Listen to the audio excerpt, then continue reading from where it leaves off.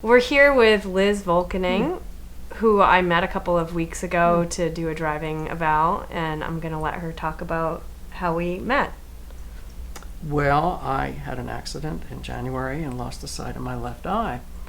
And when the doctor said that I could drive again, I decided that rather than driving one of my neighbors into a telephone pole, I would get someone who was a professional. My name is Jennifer Ent, and I have an oculopharyngeal muscular dystrophy, and it has brought me to needing to have adaptive equipment in my car. My sister and I were worried about Dad's driving ability because he had had a couple of run-ins with a garage. So in Liz's case, because she lost the vision in one of her eyes, it's completely missing.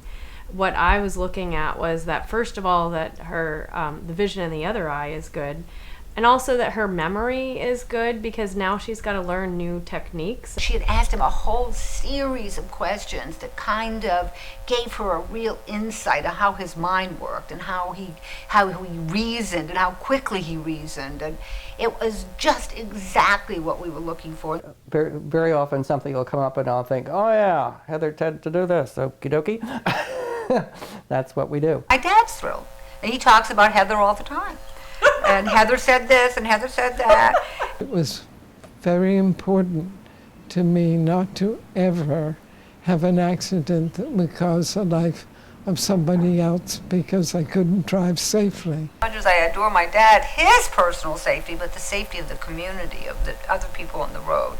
And we wanted to make sure he was being a safe driver in Maine, as well as being safe for himself. Her advice is excellent, well thought out, and it applies well. And she has a very nice way of telling you what to do. And Heather turned out to be an angel. She truly was comfortable for me, and she helped me do everything that needed to be done for me to be feeling very safe and very competent in the adaptive equipment.